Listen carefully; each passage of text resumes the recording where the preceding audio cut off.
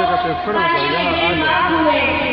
लेकिन जो मुतासरीन डैम का गाना और इसके मुजाफरात में रहते हैं वो न सिर्फ उनको बिल देने पड़ते हैं बल्कि बहुत सी जगहों पे अभी तक पानी की भी तकलीफ है। उसके बाद हम लोगों ने, हमारे बड़ों ने कुर्बानियां दी तरबेला डैम बनने के लिए, पूरे पाकिस्तान को रोशन किया।